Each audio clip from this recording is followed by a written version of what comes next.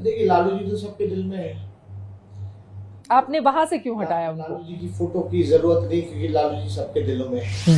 आपने भी बहुत माफी मांगी है, तो आपको इस बात का एहसास तो है कि कुछ गलतियां बड़ी बड़ी हुई हैं। एक तो अच्छी परंपरा की शुरुआत हुई है।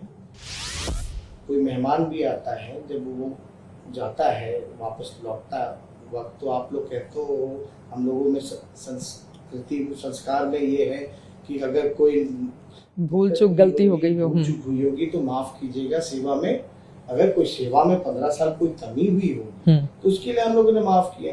कोई भी कहीं की भी किसी भी देश की सरकार 100% तो परफेक्ट नहीं हो सकती, लेकिन एक अच्छी परंपरा की तो कम से कम शुरुआत कीजिए। मैं हूं आपके साथ चित्रा त्रिपाठी और इस वक्त हमारे साथ महागठबंधन के मुख्यमंत्री उम्मीदवार तेजस्वी यादव जी मौजूद हैं। आपको बता दें, तेजस्वी जहां जहां जा रहे हैं बहुत भारी भीड़ उनका स्वागत कर रही है, लेकिन सबसे बड़ा सवाल यह है कि क्या ये जो प्रचंड स्वागत उनका हो रहा है ये वोट में भी कन्वर्ट हो पाएगा, तब्दील हो पाएगा या फिर नहीं। तमाम ऐसे मुद्दे हैं। 10 लाख नौकरियों का उनकी ओर से वादा किया गया है, लेकिन नौकरी आएगी कहां से, इस पर नीतीश कुमार उन पर लगातार तंज कस रहे हैं। इसी पर बातचीत करने के लिए खुद इस वक्त तेजस्वी यादव जी हमारे साथ मौजूद हैं। बहुत शुक्रिया आज तक से ये एक्सक्लूसिव इंटरव्यू के लिए तेजस्वी जी आपका। और मेरा पहला सवाल यही है, बहुत भारी भीड़ जो लगातार आप भी अपने सोशल मीडिया के जरिए देश तक, बिहार तक पहुंचा रहे हैं, आपको लग रहा है कि ये भीड़ वोट करने के लिए भी आएगी आपको, या सिर्फ तेजस्वी यादव को देखने और सुनने के लिए लोग यहां पर पहुंच रहे हैं? तो बहुत दिनों से कैंपेन कर रहे हैं बिहार की राजनीति में, लगभग 2012 से हम सक्रिय हैं। देखना होता तो बहुत मौके उनको मिले हैं देखने के। मैं इतना जरूर कह सकता हूँ, जो भी भीड़ है, लोगों में गुस्सा बहुत है ये डबल इंजन सरकार से, एनडीए की सरकार से, और लोगों की उम्मीद है और लोग इस बात से खुश हैं कि मुद्दे की बात हो रही है, बेरोजगारी की बात हो रही है, पलायन की बात हो रही है, गरीबी की बात हो रही है, भुखमरी की बात हो रही है, कारखाने की बात हो रही है। तो जो मुद्दे की बात है, लोगों की एक उम्मीद जगी है, और जिसको कि हम लोग कई चुनाव में, बेरोजगारी जो मुद्दा है कहीं के भी चुनाव में इतना बड़ा मुद्दा नहीं बन पाया जो इस बार बिहार के लोगों में है। मैं बता दूं, क्योंकि बिहार में बेरोजगारी दर जो है देश में सबसे अधिक है। 46.6 बेरोजगारी दर है देश में सबसे ज्यादा, और देश में सबसे कोई युवा प्रदेश अगर कोई है तो वो बिहार। बिल्कुल, लगभग 60% जो लोग हैं बिहार के हैं। आपने वो तस्वीरें देखी, दिल दहला देता होगा, आंखें सबके खुल गए थे जब पलायन का सच्चाई जो है, नीतीश जो दावा करते थे 15 साल में बहुत विकास किया, साफ तौर पे खोखला निकला उनका दावा। और आपने देखा होगा किस प्रकार से बिहार के मजदूर जो है 1500 किलोमीटर, 2000 किलोमीटर पैदल जो है वो चल के आए, पैरों में छाले लगे। शिक्षा के लिए लोग जो है बाहर जाते हैं, आप दवा इलाज के लिए लोग बाहर जाते हैं, रोजी रोटी के लिए, मजदूरी तक के लिए जो लोग हैं वो बाहर जाते हैं।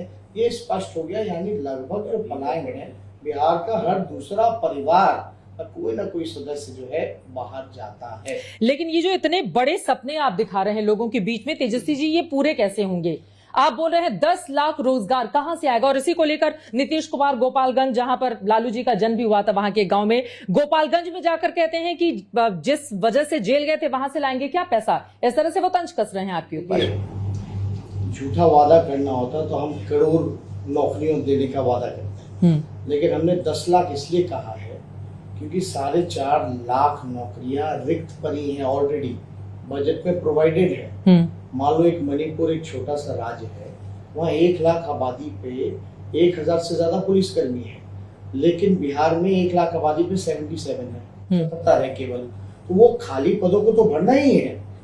और यूनिवर्सिटी चले जाओ, प्रोफेसर की कमी है, हॉस्पिटल चले जाइए, डॉक्टर्स की कमी है, नर्स की कमी है, जितने लैबोरेटरी में काम करते हैं उन सब स्टाफ्स की कमी है, सिपाही की कमी है, दरोगा की कमी है, जूनियर इंजीनियर का जो पद है लगभग 60% खाली है। तो इन सारे अलग अलग क्षेत्रों में अगर आप जाओगे तो आप 4.5 लाख तो ऑलरेडी जो है वो खाली है। जो 5.5 लाख जो नौकरियां जो हम बता रहे हैं वो सभी राष्ट्र औसत के मुकाबले सभी मानकों को मिलाते हुए मिला के 10 लाख। अब लोग बोल रहे कि पैसा कहाँ से आएगा। आप अगर आंकड़ा अगर आप निकालिएगा तो बिहार सरकार का जो बजट है लगभग 2 लाख करोड़ प्लस है, 2 लाख करोड़ प्लस है। 60% ही केवल खर्च हो पाता है, 40% नहीं खर्च होता। 40% जो नहीं खर्च होता है लगभग 80,000 करोड़ रुपए बिहार का खर्च ही नहीं हो पाता, जो ऑलरेडी बजट में है। सरेंडर करती है मिनिस्ट्रीज, मतलब साल में बजट एलोकेट तो हो जाता है। मतलब आपने तैयारी कर ली है और आपने ये भी कहा है कि अगर मैं मुख्यमंत्री बना तो सबसे पहला दस्तखत रोजगार के लिए ही किया जाएगा। हास्यास्पद बयान दे रहे हैं जो लोग थक चुके हैं शारीरिक और मानसिक रूप से, जिन लोगों ने 15 साल तक कुछ नहीं किया, एक कारखाना नहीं लगाया। बताइए, लैंडलॉक्ड स्टेट का बहाना देते हैं नीतीश कुमार जी, बोलते हैं कि बिहार में कारखाने नहीं लग सकते क्योंकि समुद्र नहीं है। चलो let's compare Bihar with landlocked states. Punjab भी लैंडलॉक्ड है, हरियाणा भी लैंडलॉक्ड है, राजस्थान भी लैंडलॉक्ड है, तो यहाँ के लोग वहाँ के फैक्ट्रियों में क्यों काम करते हैं? तो ऐसी बातें क्यों कर रहे हैं नीतीश कुमार? लेकिन उनकी एक बात एक हद तक अगर देखा जाए तो गंभीर भी तो हो जाती है कि वास्तव में बिहार को अगर हम देखें और दूसरे जहां पे समुद्र हैं, हालांकि आप एग्जाम्पल दे रहे हैं हरियाणा का, इवन उत्तर प्रदेश भी कम से कम कल कारखानों के मामले में बिहार का जो औसत है उससे बेहतर है। लालू जी रेल मंत्री ने रेलवे का कारखाना है वो दिया, परसा में, मढ़ौरा में, मधेपुरा में पहिया कारखाना। तो आपको लग रहा है कि नीतीश जी गलत बयानी कर रहे हैं? एकदम पूरी तरीके से।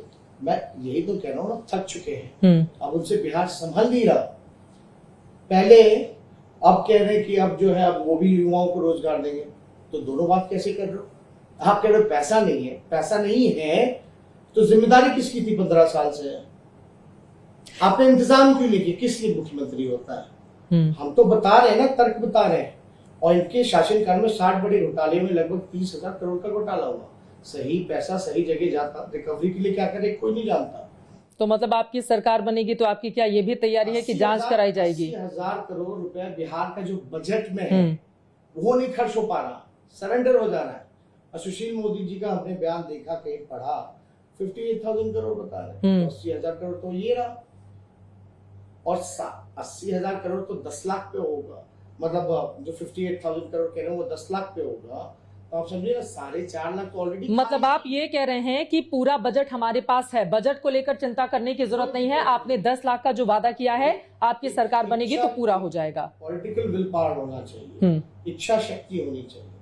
अब तो लोग चांद पे चले गए तो बिहार में कारखाना नौकरी नहीं हो सकता। बिल्कुल। तो ये लोग जो है 15 साल तक सिर्फ जोड़ गुना भाग करके राजनीति किए हैं। तो 15 साल का गिनाएंगे फिर आप लोग भी तो आ जाएंगे, थोड़ा सा 2015 की भी फिर तो बात होने लगेगी। लेकिन उस पर नहीं जाते हुए अब मैं अगला सवाल आपसे ले लेती हूं। नीतीश कुमार के साथ तो नरेंद्र मोदी हैं। अभी नीतीश जी की लोकप्रियता सर्वे में भी जो हमारा ओपिनियन पोल है, मैं उस पर आपसे जल्दी से सवाल ले लेती हूँ। 31% पे वो हैं तो 27% पे आप हैं। किस तरह से देख रहे हैं आप? आपको लग रहा है कि मुख्यमंत्री अभी भी नीतीश कुमार 31% पर कायम है, आपसे आगे हैं? देखिए, जमीनी हकीकत कुछ और है।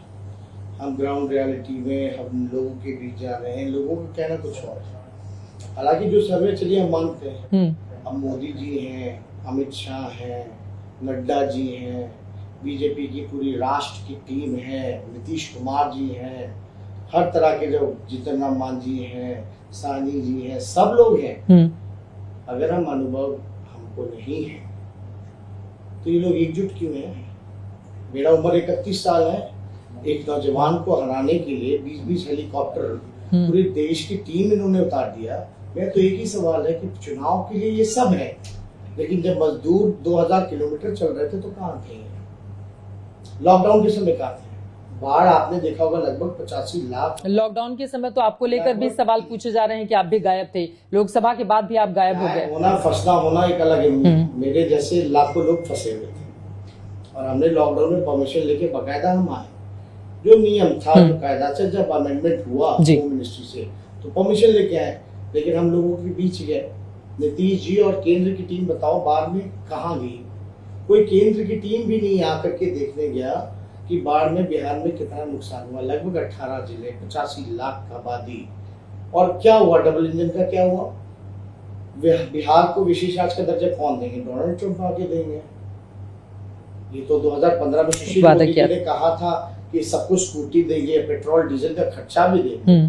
क्या है इनका? नहीं, लेकिन एक चीज तेजस्वी जी मैं आपसे जानना चाहूंगी, आप तमाम मुद्दे गिना रहे हैं और जाहिर तौर पर जेन्युइन मुद्दे भी हैं, क्योंकि बिहार को आगे बढ़ने का पूरा हक होना चाहिए और जो वादे आप लोग भी करते हैं या कोई भी नेता करता है उसको जमीनी हकीकत पर आगे पहुंचाता नहीं जब वो चुनाव जीत जाता है। लेकिन बिहार को लेकर एक इस तरह की छवि देश में रही है कि यहाँ पर जातिवाद पर ज्यादा वोट पड़ता है बजाय इसके कि कोई काम की बात करता हो। तो आपको लग रहा है कि ये भ्रम इस बार टूटेगा? एकदम टूटेगा, एकदम टूटेगा। आपके वादों पर जो वादे आप गिना रहे हैं, हर एक जात, हर एक धर्म के लोग बिहार में मौजूदा सरकार से नाराज है, खफा है।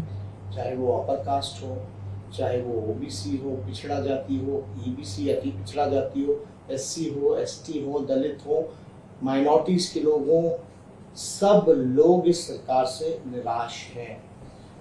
आप लोगों ने भी कवर किया होगा, जल जमाव जब होता है, बाढ़ जब होता है, तो वो जाति धर्म को देख के नहीं आता। उसमें बीजेपी के भी वोटर्स फंसे हुए थे, आरजेडी के भी वोटर्स फंसे हुए थे। तो लॉकडाउन जो हुआ, तो लाखों मजदूर, लगभग जो सरकारी आंकड़ा है 40 लाख प्लस का था। सुप्रीम कोर्ट का ऑर्डर था ना कि भाई बिहार आए हैं तो रोजगार दे दीजिए। कितने लोगों को नीतीश जी ने रोजगार दिया, और सरकार ने उस समय दावा किया था कि हम रोजगार दे रहे हैं, प्रबंध करा रहे हैं। आप एयरपोर्ट चले जाइए, पटना एयरपोर्ट, रेलवे स्टेशन, कहीं भी बिहार के चले जाओ, आपको केवल और केवल मजदूर ही मिलेंगे वापस आते। तो ये स्थिति बिहार में किसने पैदा की? हमको ब्लेम करेंगे, चलो कोई बात नहीं, हम 15 साल विपक्ष में रहे, हमको सजा मिल चुकी है। लेकिन ये किस चीज की सजा की बात? आपको उनकी बात तो समझ में आती है, आपने भी बहुत माफी मांगी है, तो आपको इस बात का एहसास तो है कि कुछ गलतियां बड़ी बड़ी हुई हैं। एक तो अच्छी परंपरा की शुरुआत हुई है। कोई मेहमान भी आता है, जब वो जाता है वापस लौटता वक्त, तो आप लोग कहते हो, हम लोगों में संस्कृति संस्कार में ये है कि अगर कोई भूल चूक गलती हो गई हो, चूक हुई होगी तो माफ कीजिएगा। सेवा में अगर कोई सेवा में 15 साल कोई कमी हुई हो तो उसके लिए हम लोगों ने माफ किया।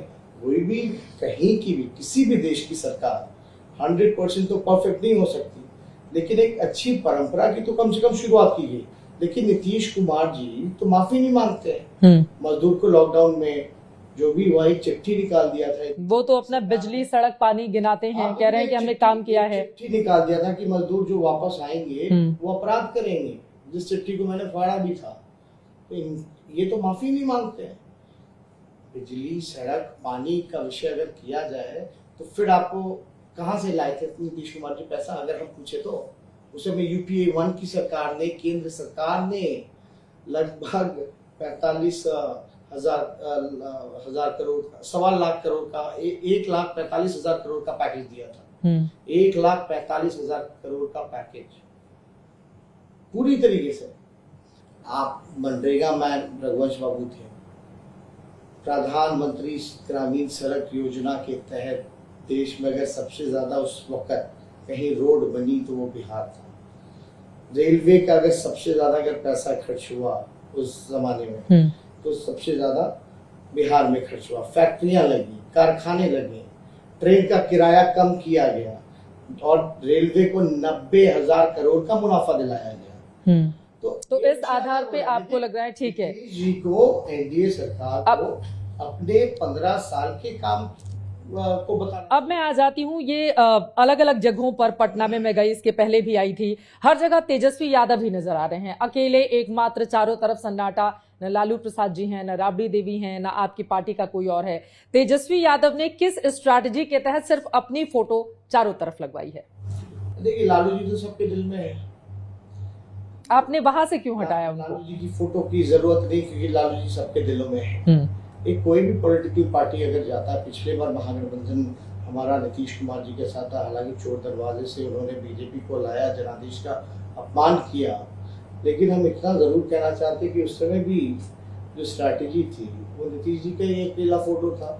बिहार में बाहर है, नीतीश कुमार है, नारा भी वही था। उस समय जो लोग आज सवाल पूछ रहे हैं, आज वही लोग जवाब देना, और उसके बाद नतीजे में मतलब चारों तरफ तेजस्वी यादव ही रहेंगे और उन्हीं के चेहरे को देखकर लोग जो हैं वो वोट करने के लिए जाएंगे। तो राष्ट्र अध्यक्ष है ही और बड़े मास लीडर हैं, सबके दिल में है। लेकिन अभी मुझे जो जिम्मेदारी दी गई है, लोगों तक हमको पहुंचना है, लोगों के पास। मुख्यमंत्री अगर बनते हैं तो मैं सुनूंगा, मैं करूंगा। तो लोगों आप तैयार हैं इसके लिए? एकदम। और ये लड़ाई अगर कोई कहता है कि लालू जी का नीतीश जी का है, या नीतीश जी का तेजस्वी का है, या मोदी जी का तेजस्वी या लालू जी से है, तो एकदम नहीं है। ये लड़ाई जनता बनाम सरकार हो चुकी है और हम जनता के साथ करें। ठीक है। पोस्टर्स के सवालों के जवाब तो आपने दे दिया, अकेले चारों तरफ आप नजर आ रहे हैं। लेकिन अब आगे बढ़ते हुए, चूंकि बहुत सारे ऐसे भी मुद्दे हैं जो लोगों के जेहन में हैं, जैसे लड़कियों की, अभी मैं बहुत सारी लड़कियों महिलाओं से बात करके आई हूं, उनकी अलग अलग प्रतिक्रिया आई है। सुरक्षा को लेकर उनके मन में भय है और उनको इस बात का डर है कि कहीं ऐसा ना हो कि आप लोगों की सरकार आए तो फिर जो कथित जंगल राज की बात बार बार कही जा रही है। स्वाभाविक है, ऐसा प्रश्न आएंगे, क्योंकि जो प्रोपेगेंडा, जो परसेप्शन जो बनाया गया था विरोधी द्वारा, जाहिर तौर पे आएगा। लेकिन हम आपको बता दें, बालिका गृह मुजफ्फरपुर कांड किसके कार्यकाल में हुआ? उसकी लड़ाई किसने लड़ी? उन बच्ची को इंसाफ दिलाने के लिए, चाहे जंतर मंतर तक हो या सुप्रीम कोर्ट तक हो, किसने लड़ाई लड़ी? और मान लो तुलना मेरे से की जाएगी ना, हम तो ऑलरेडी ट्राइड एंड टेस्टेड है। 2015 में हम डिप्टी सीएम थे ना, तब तो लोग ये नहीं बोल रहा था कि ऐसा माहौल आ जाएगा। और ऐसा क्या माहौल था उस 18 महीने में, जब हम डेप्यूटी चीफ मिनिस्टर थे। एनसीआरबी का अगर आंकड़ा आप उठा के देख लीजिए, वो 18 महीने 2015 के बाद और उसके बाद की सरकार का अब तक का, तो अब एनसीआरबी का आंकड़ा कहता है कि बीजेपी और जेडीयू की सरकार में ये क्राइम रेट जो है वो बढ़ा है। तो आप किसी चीज से कहने से बोलने से ये चीजें सच नहीं होती। ठीक है, लेकिन आप आंकड़े पे ही बहस कीजिएगा ना। तेजस्वी जी, एक और सवाल है। जो आरजेडी आपकी पार्टी है वो MY समीकरण को लेकर बिहार में जाती रही है, यादव और मुसलमान को लेकर वोट हासिल करते रहे हैं आप लोग।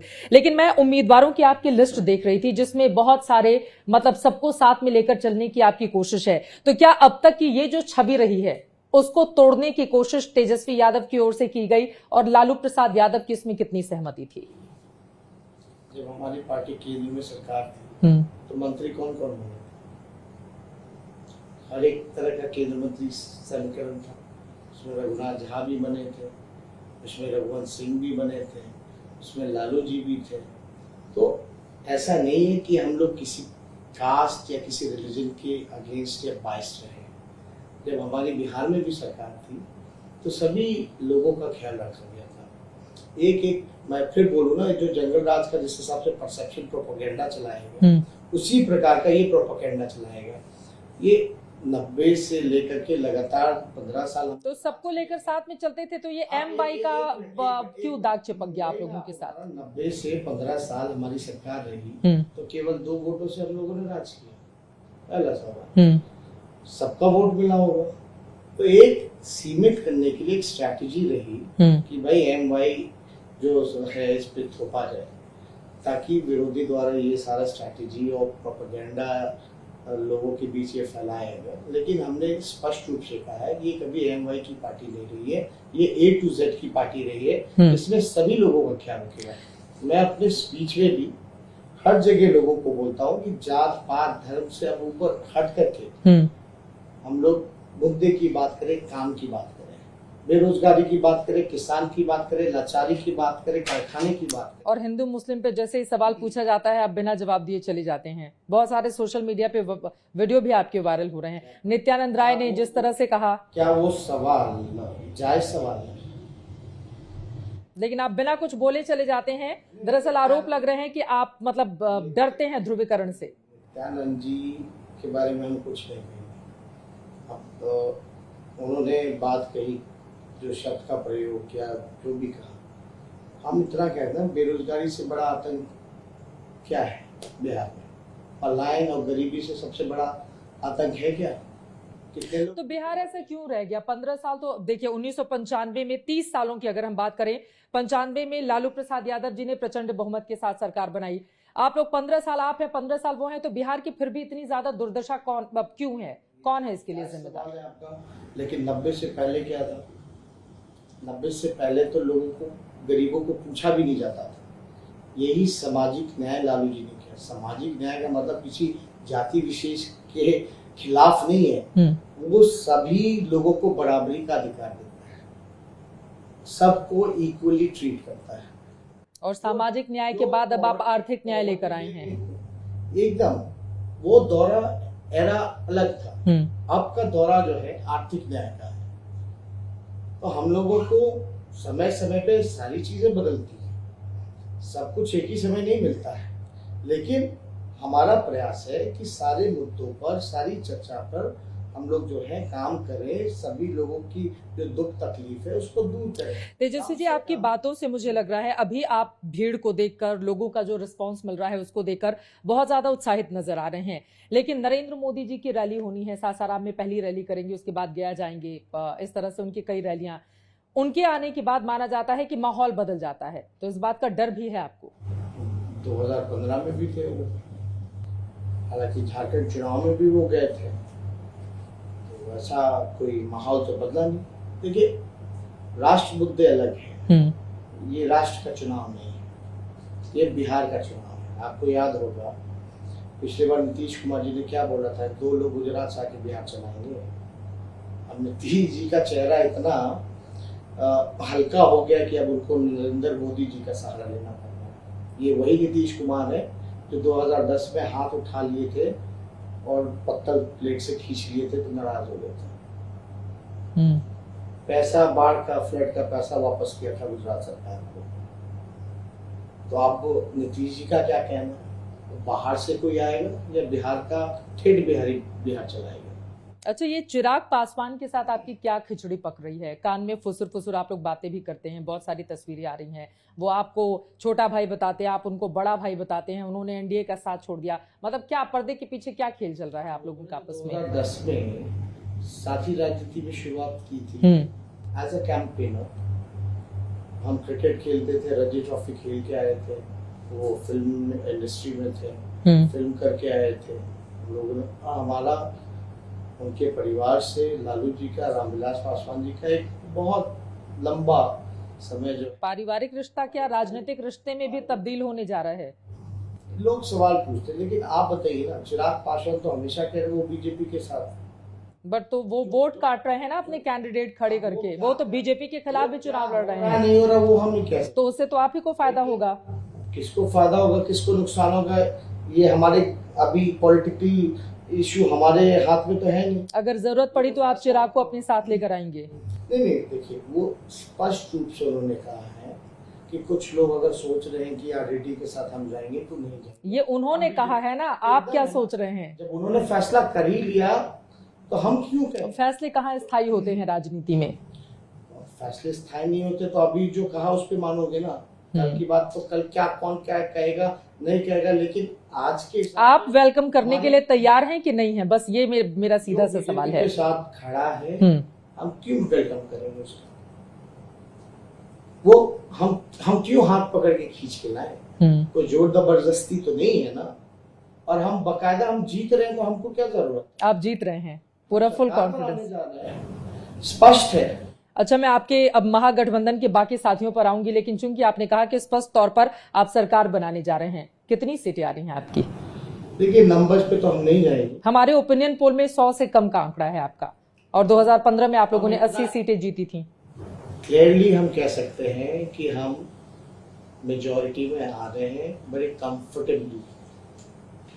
कंफर्टेबली मेजॉरिटी में आ रहे हैं। नंबर्स की बात नहीं की जाए, नंबर्स पे कोई क्या दावा करता है नहीं करता है, लेकिन आपको भी पता होगा कि जब 2015 का जब रिजल्ट आ रहा था तो सर्वेज में मेरे को चुनाव हरा दिया गया था, और जब रिजल्ट आ रहा था सुबह सुबह लालू जी गेट के बाहर निकल करके बोलता है 170-80 सीटें, 180 सीटें लेंगे, लगभग उतना आया था, कोई किसी ने सोचा नहीं था। तो ये बिहार है, यहाँ अर्थमेटिक भी काम नहीं करने वाला है। लेकिन कुछ तो आंकड़ा आप, कुछ जगहों पर तो आपने डिसाइड किया होगा ना कि ये सीटें तो आराम से जीत रहे हैं, ये जीत गए तो इतनी सीटें हो जाएंगी। जितने बड़े इकोनॉमिस्ट हो या जो सर्वे करा रहे हैं एजेंसीज हैं, हमारे ओपिनियन पोल में तो एनडीए ही आ रही है। 100 से कम आपका आंकड़ा है।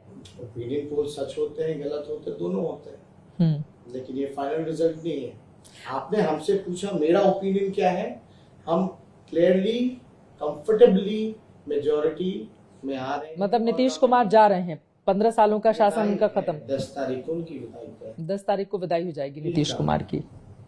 लालू प्रसाद यादव जी का आपने जिक्र किया कि राघोपुर से जब रिजल्ट आ रहे थे तो किस तरह से वो मीडिया कर्मियों के पास गए थे।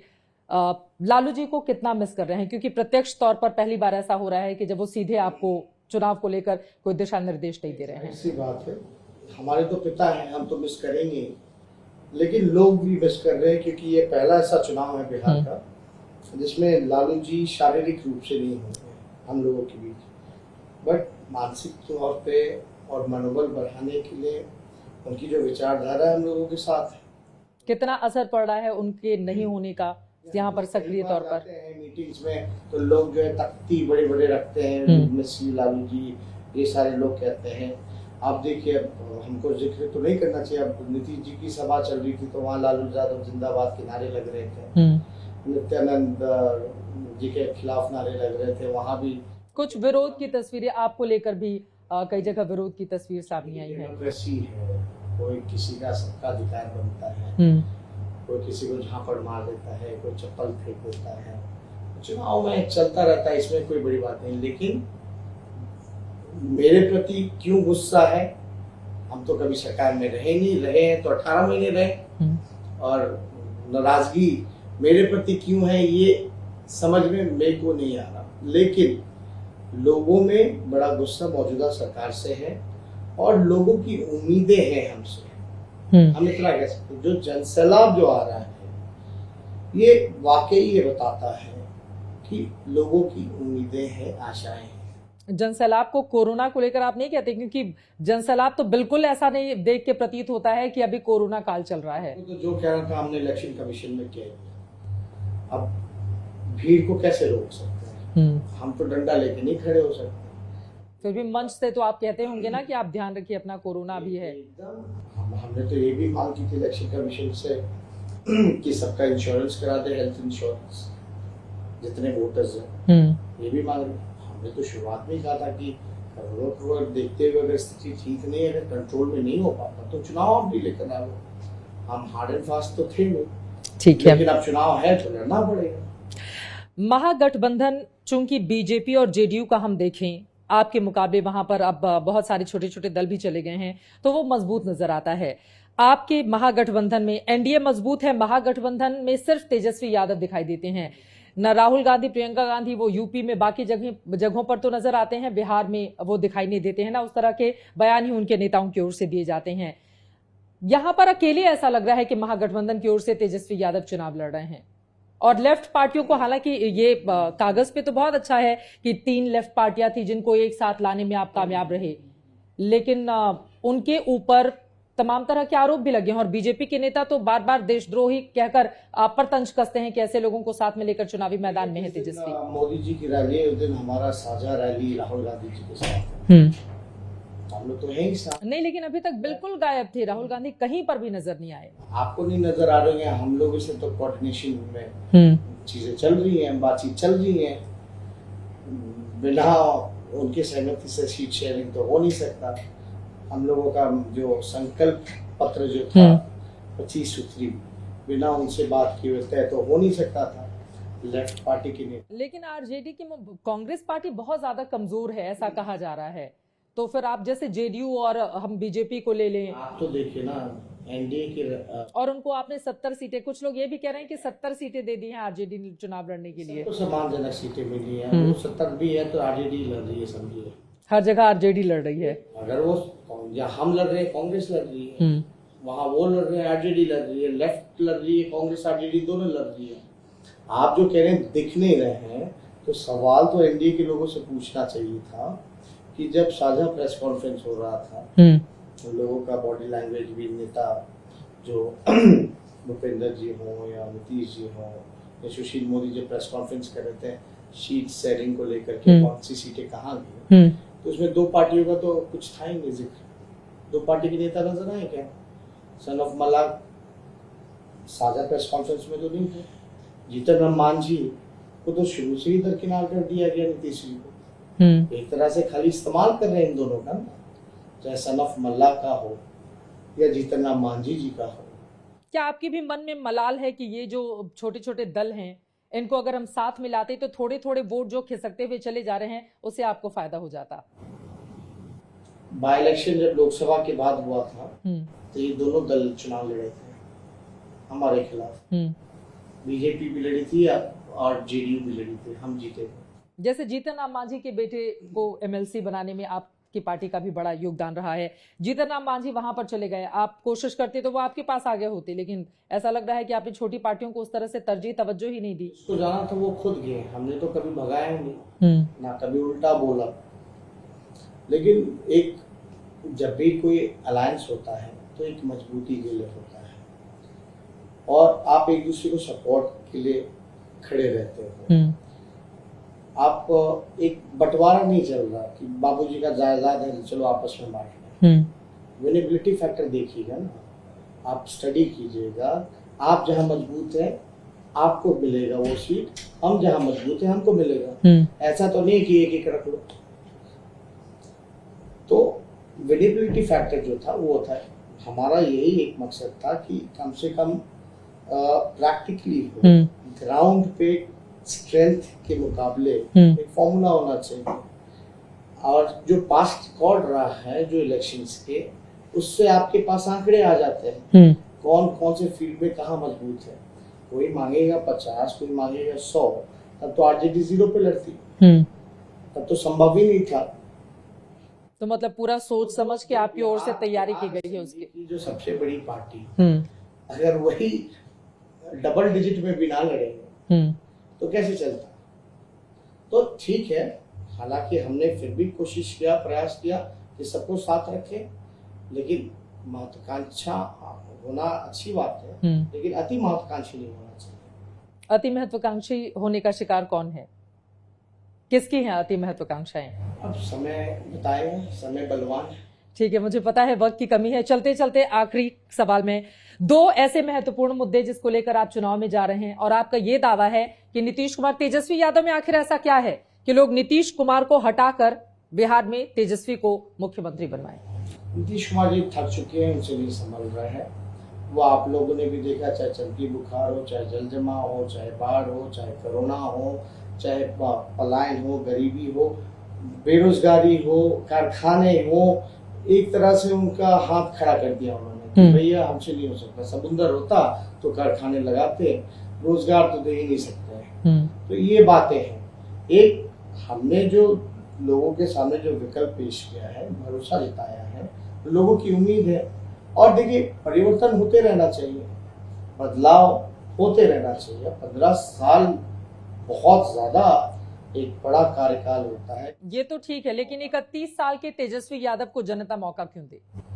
मेरे काम को देखिए 18 महीने के, जो मैंने आंकड़े शुरू में दिए हैं कि बिहार सरकार जो है मिनिस्ट्रीज के जो बजट का केवल 60% खर्च करती है, 40% नहीं करती है, यानी 80,000 करोड़ नहीं करती। जब मेरे पास तीनों डिपार्टमेंट थे, पथ निर्माण विभाग जब था, तो हमने 100% नहीं बल्कि एक्स्ट्रा पैसा खर्च किया। 53 आरोपी जो 2010 से फंसे थे, सेंट्रल में बीजेपी की सरकार थी, उस समय हम महागठबंधन में थे, तो भी क्लियर कराया। जो सीआरएफ फंड 200 करोड़ रुपए का होता है, उसको 1000 करोड़ का लगाया। बिहार में पहला डबल डेकर अगर कोई बन रहा है तो छपड़ा में बन रहा है, हमने शुरुआत की। जो बीटा एयरपोर्ट का जो फैसला था हमारे कैबिनेट में हुआ था, उसमें airport expressway, dedicated airport expressway का हमने बजट में प्रोविजन रखा था। ईओटी वेरिएशंस के फाइल्स जो आते थे, हम जो करप्शन जो मंत्री के पास नहीं आने चाहिए, जहाँ बोला जाता कि भाई हाँ रुपया दे करके काम जो है कराया जा सकता है, कॉन्ट्रैक्टर का, एक्सटेंशन का, एस्टिमेट्स के, उसके लिए हमने बाकायदा प्रधान सचिव के नेतृत्व में कमेटी बना दी। मंत्री को क्या लेना देना कि कितना छड़ लगेगा किसी बिल्डिंग में, रोड में कितना अलकतरा या गिट्टी लगेगा, किस कॉन्ट्रैक्टर को कितना टाइम देना है, ये तो मंत्री का लेना देना है, तो इंजीनियर्स का काम है। और जो प्रिंसिपल सेक्रेटरी है इस डिपार्टमेंट का, उसके नेतृत्व में ये कमेटी बने, कैबिनेट ले जाके हम पास कराए। जो भ्रष्टाचार का आरोप लगाते हैं, मंत्री का है कि पॉलिसी मेकिंग, हाँ स्कूल चाहिए, स्कूल बनेगा, अस्पताल बनेगा, यहाँ बनेगा, रोड है यहाँ इतने किलोमीटर रोड बनेगा, डिसीजन जो है वो मिनिस्टर के पास होना चाहिए। पॉलिसी मेकिंग हो, डिसीजन मेकिंग हो, वो मिनिस्टर के पास होगा। कि आप कॉन्ट्रैक्टर समय पे काम नहीं कर रहे, आप उसको एक्सटेंशन दिए जा रहे हो। एक बहुत मजे हुए राजनेता की तरह आप अपनी बातें तो कह रहे हैं। सोशल मीडिया से कुछ सवाल आ रहे हैं, जल्दी जल्दी मैं चाहूंगी उसका जवाब आप दे दें। ये पूछा जा रहा है कि जो मैंने आपसे कहा कि 31 साल के तेजस्वी यादव क्या अनुभव की कमी का शिकार तो नहीं हो जाएंगे अगर बिहार उन्हें मौका देता है तो? देखिए, हमने पहले भी एग्जांपल दिया 18 महीने, और ये जो मेरा 5 साल रहा एज अ डिप्टी सीएम भी, एज अ ऑपोजिशन लीडर भी, इतने झूठे केस मुकदमे बिना अपने पिता के गैर मौजूदगी में पार्टी को संभालना और इस प्रकार का माहौल अभी बनाना, आप कह सकते हैं कि जो मेरा जो अनुभव है वो 5 साल का नहीं बल्कि 50 साल का हो चुका है। 50 साल का अनुभव है तेजस्वी यादव जी का, और इस अनुभव से बिहार को फायदा मिलेगा? एकदम मिलेगा। और हम तो सामाजिक और राजनीतिक रूप से बचपन से ही जागरूक हैं। हर एक चीजों पे हमारा नजर शुरू से ही रहा है। जातिवाद की जकड़न से कैसे निकालेंगे बिहार को, अगला सवाल है। काम सबके लिए करना है, और अपनी पार्टी को भी जिसके ऊपर ये दाग लगते रहे हैं लगातार। हमने तो सबको रिप्रेजेंटेशन दिया। आपने कैंडिडेट लिस्ट देखा है, आपने ही बताया कि इस बार हमने सबको मौका दिया है, सबको साथ लेकर के चलेंगे। और मेरे ख्याल से जब रोजगार की बात होगी तो जाति के और धर्म की बात नहीं होगी, कारखाने की बात होगी तो इन सब चीज़ों की बात नहीं होगी। और ये तो हम बाकायदा हर एक लोगों को जागरूक कर रहे हैं, हर मंच से, हर सभा से इस बात को अपील करें कि जात पात धर्म से ऊपर उठ करके इस बार विकास के मामले में, मुद्दे के मामले में वोट कीजिए, बेरोजगारी को मुद्दा बनाइए। राहुल गांधी जी के साथ कितनी रैलियां होनी है यहाँ पर आपकी? देखिए, लगातार अभी शेड्यूल अभी बन रहा है। पहली रैली मेरे को लगता है कि जिस दिन मोदी जी है उस दिन नवादा के हिस्सा में साझा रैली। अगला सवाल ये, राबड़ी देवी जी पूर्व मुख्यमंत्री बिहार को, उन्होंने भी सेवाएं दी हैं, वो गायब हैं, वो भी कहीं नजर नहीं आ रही हैं। लालू प्रसाद जी का तो समझ में आता है, लेकिन राबड़ी जी भी कहीं दिखाई नहीं दे रही हैं। एक उम्र होने के बाद और कोरोना काल में, क्योंकि वो डायबिटिक पेशेंट है, तो हम रिस्क नहीं लेना चाहते हैं कि वो एक्सपोज हो, और वरना परेशानी जो है वो रहेगी। उनकी तबीयत भी थोड़ा ब्लड शुगर हो या डायबिटिक होने के कारण उनका जो शुगर है वो लो रहता है।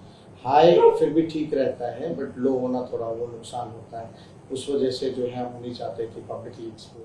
अच्छा, ये जो छोटी पार्टियां हैं, चाहे एआईएम की बात कर लें, असदुद्दीन ओवैसी की पार्टी है, या पप्पू यादव की पार्टी जिसमें खुद ही उन्होंने अपने आप को मुख्यमंत्री पद का उम्मीदवार घोषित किया है, क्या आगे आने वाले वक्त में अगर जरूरत पड़ती है तो इन सभी को साथ में लेकर चलने के लिए तेजस्वी यादव तैयार हैं?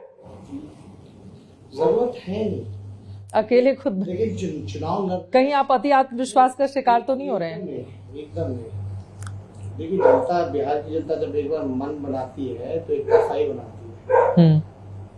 हालांकि 4 साल में 4 सरकार देखा, वो मेजोरिटी का प्रॉब्लम नहीं था, वो नेता और नीति और सिद्धांत का प्रॉब्लम था जो बिहार ने 4 साल में 4 सरकारें दी थी। तो सबको लोकतंत्र में सब लोग पार्टियों को लड़ने का अधिकार है। भाई लड़े चुनाव, हम लोग भी लड़ते हैं, उसमें कोई बड़ी बात थोड़ी ना। सब आए, सब मौका अपना, और उम्मीद रहती है कि भाई हाँ पार्टी के लोग हैं तो भाई चुनाव लड़े। चुनाव लड़ रहे हैं लोग, लेकिन जनता जानती है कि कौन वोट कटुआ है, किसका लहर है। और बिहार की जनता देश में तो सबसे ज्यादा सामाजिक और राजनीतिक रूप से होशियार। अभी किसकी लहर चल रही है? अभी जनता की लहर चल रही है। हमने तो कहा कि हम जनता के साथ खड़े हैं। तेज प्रताप जी की सीट क्यों बदल दी? अब चूंकि अभी आप ही मुखिया हैं, आपके बड़े भाई हैं वो, हालांकि मैंने कोशिश की है कि उनसे बात करें हम, लेकिन उनकी सीट क्यों बदल दी गई? क्या हार का डर था? हार का कोई डर नहीं था। फिर क्यों बदल दी सीट? उन्होंने तो मेडिकल कॉलेज में मौका दिया, 900 करोड़ रुपए का रोड पीडब्ल्यू डिपार्टमेंट से, पहले चल नहीं सकते थे, हमसे वो करा करके गए अपने क्षेत्र में। अब आप जाइएगा तो वहाँ की तस्वीरें अलग है। एक पार्टी की अपनी का कॉम्बिनेशन होता है, और हमको लगा कि भाई तेज प्रताप जी अगर उस इलाके से लड़ेंगे, क्योंकि दोनों भाई का आसपास ही था, एक ही जिले में था, अगर वो उधर से लड़ते तो ज्यादा फायदा था। मोदी जी अब बनारस क्यों चले गए? गुजरात से भी लड़े, बनारस से भी लड़े, तो एक हर एक पार्टी का अपना विनिंग कॉम्बिनेशन। मतलब हारने का डर तो नहीं था इस वजह से सीट में? वहाँ रहने से लोग के उधर के लोगों का भी, गंगा उस पार के लोगों का भी दुख दर्द लोग हैं, एक रिप्रेजेंटेशन रहेगा, तो लोग जो है जुड़े हुए महसूस करेंगे। ये जो 15-15 साल की लगातार बात होती है, इसमें आपके बीच का जो पीरियड है वो गायब हो जाता है, जिस 18 महीने का आप जिक्र कर रहे हैं। आप क्यों नहीं बताते हैं जनता को कि 18 महीने में उप मुख्यमंत्री रहते हुए मैंने ये काम किया है, इस आधार पर मुझे आप चुनिए? देखिए, लोगों ने देखा है ना, हम तो बिहार के उप मुख्यमंत्री थे, कोई अमेरिका के तो नहीं थे। बिहार के लोग तो जान ही रही है कि हमने क्या काम किया है, बताने की जरूरत नहीं है।